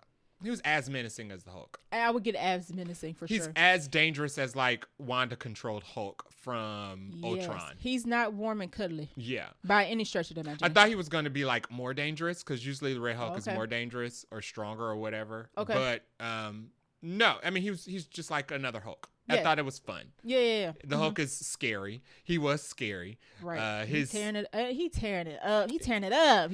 His sequences when he was chasing Sam and the Cherry Blossom Forest was really good. When he popped up behind the shield after he threw the tree. There's a close-up scene where Sam is hiding behind his shield, right? But we're really close in on Sam. And then Sam like moves to see and the Hulk is literally in his face. I was like, he, like snuck up on him. I let out a like a loud one. Yeah.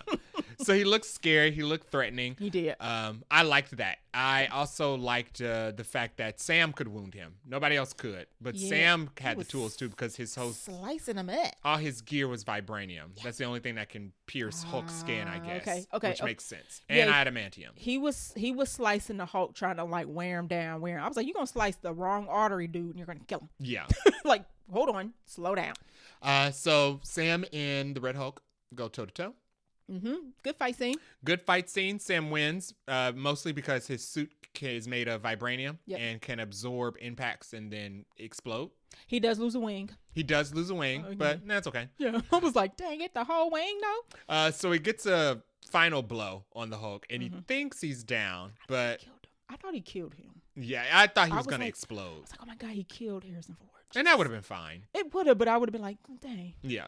I mean, he's bad, but jeez. Yeah, nobody needed an evil Hulk. I was like, you killed my thing was like, you killed the president. Or that too. I was like, oh no. But, I mean, he had already committed some pretty impeachable offenses. He so did. I don't know if that would have landed him in prison. You're right. But he survived, but he wakes up as the Hulk still. And I was like, oh, God, dang it. So Sam has the sun's getting low on him.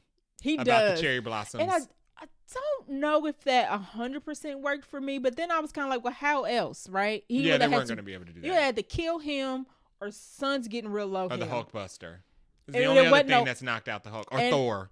And they weren't occupied, and we don't know where the Hulkbuster is. Yeah. So I had to think about it, but it works. It had to have worked that way, so it's fine. It was fine. Yeah. And vibranium's indestructible, so it made sense that it helped Sam against the fight with the Hulk. Yes. And I like the fact that they didn't make it to where now vibranium's all of a sudden destructible because the Red Hulk's in the scene. Right, like he can tear a wing off, but he didn't mechanical. He didn't tear the wing into like. He didn't fillet it. Right, there you go. He didn't turn it into like breadcrumbs or ball it up or something stupid. Right. He just got it at a real good joint and broke it apart. So Sam talks him down back from the Red Hulk back into Thaddeus. Right. And it ends where Thaddeus gets into the raft for the crimes that he committed against the raft. country. Yeah, well, and I was like, okay. That makes sense. He set it up. I guess. He stuck the other heroes there. He so did. He stepped up and took his punishment on the chin like he deserved. I like that. I mean, he didn't even give himself a nice bed or nothing. He I was didn't. like, you ain't gonna get yourself a Serta, I guess. But, and then I guess we don't find out. Whoever's the vice president, I guess, becomes president. But we don't even see who that is. Maybe it's Steve. Maybe. Who? Steve who? Rogers. No. In the comics, old man Steve becomes president. I don't want that. So he could be president. This is going to come out the wrong way. I don't want Steve back. I mean, it killed everybody else who was president before in the comics. Well, Fury could be president. I don't mind that. Yeah. He's also occupied up in Offworld doing something. Or you know what? It's going to be Norman. It's going to be Norman. It's going to be Norman Osborn. Okay. It's absolutely going to be, because Norman Osborn was the president too. He was the president. Oh, what if it's Val? Val? I don't know if Val's going to make it out of Thunderbolts. Oh, okay, that's fine. I feel like Sentry might turn on her. I feel like she might not make it out of that. She might not make it out of that. Val do annoy me a little bit, so I actually would not be mad. Like, I like Julie Louis-Dreyfus, but the Val really pick a nerve with me. I don't know. Yeah. I don't know. But so yeah, that is the ending, and then we also this is where we get Betty. So Betty comes to see her dad, and he kind of has like a moment of like, okay, I'm kind of more at peace because I've admitted my wrongs. I've taken accountability, and my daughter has now come to see me. Yeah, and we get a very minimal Liv Tyler scene. Very minimal. Yes. Like literally 30 seconds. Yeah. So the final shots in the movie end where Sam is visiting Joaquin in the VA because Joaquin got injured in the fight at Celestial Island, but he's good. And he basically tells him he's going to restart the Avengers, and Joaquin will be the first person he calls. So make sure the suit's ready. He think he gonna get the Avengers together. I think he is. Well, they said he's going to lead the Avengers in Secret Wars. He gonna get the ground level. He gonna have to make a long distance phone call for the rest of them. I think, and he gonna need the rest of them to call up somebody to be like, hey guys, we got some issues. Please help. I think he's going to restart the Avengers. I think he is eventually, but I don't know if it's happening Doomsday. I do. They said it is. Okay. I mean, I don't doubt it. I'm just very I am very curious of all Doomsday and Secret Wars period because we know so little. So, do you have a favorite line or scene? I have two. I have the favorite scene. I have a lot, but I'll just pick two. Sidewinder and Sam's fight, and I think it just has a lot to do with Sidewinder stabbing Sam in the chest and Sam taking it like a G and still beating that man's behind. That was probably my favorite fight scene, and then my other favorite scene would be the Bucky cameo. I really like that. Okay. And my favorite line would probably be when Sam is fighting the Hulk, and he says, "I should have took that serum. Buckley's full of crap," but he don't say Bucky is full of crap. He say Bucky is full of shit. Okay. I like that because he was having a bad moment at that point. I really liked Bucky's cameo. Okay. I liked Ruth's line about Bucky when It she was said she funny. could work with that It after was Sam told her so she was unexpected. 130 years old. Yeah, it was so he was super old. She did not care. She didn't at all. And I really liked the flying shield. I loved Red Okay. Wing flying the shield because Okay. that's so cool. And I liked all the things that he could do because he was Falcon and Captain America that regular Captain America could not do because he had like all of the extra gadgets and skills. And it can fly, y'all. Yeah, and I like the fact that he flies at like supersonic speed. The supersonic, I could have used more of that actually. Yeah. We get it maybe 2 or 3 times. Yeah, he does that a lot. Yeah. Yeah. I was like, more sonic boom, please. Yeah, More. I really enjoyed that. Okay.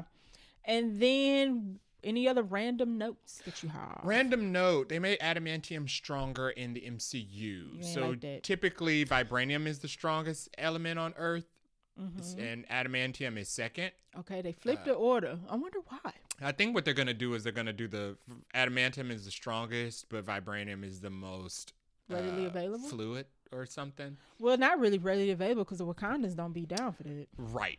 So, I mean, interesting. they can't get vibranium. So, Right. Huh. Okay. Yeah. So I think adamantium may just be the strongest and vibranium may be the most versatile Okay. element on Earth. Okay. Yeah. Which I'm fine with. And they made a point to say that. They made a point to point that out. Right. So Yeah. that was interesting. So adamantium is stronger. That's cool. They didn't do anything with it. So we didn't get any. No, we didn't get people were anything. hoping that there would be some type of X-Men. They didn't even get close. Nope. Which is fine. I don't which is think they're fine. ready yet. No, and I don't think X-Men are coming from this universe. No. So it won't be applied there. Yeah, I do like the probably. connection between the Japanese already having adamantium Okay. because They got the first sample. That's how Wolverine. That's Wolverine lore. Okay. He learns how to fight from Japan, from his time spent in Japan. Okay. So I like the little connection that they made there. Nice. The gamma radiation poisoning thing was a little confusing to me.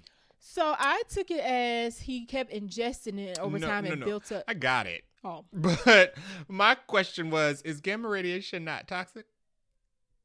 Is that not poisonous? It should be. I always thought the way the Hulk became the Hulk is because of the way he was exposed to it, because he was like in that tank or whatever, or in that chamber, and it was exposed to him through scientific means. He wasn't just eating gamma radiation. Because Ross is popping it like Altoids. Yeah, so does eating gamma radiation turn you into a Hulk? Does anybody who gets a hold of those pills now, if they take them for long enough or strong enough dosage, will they become a Hulk?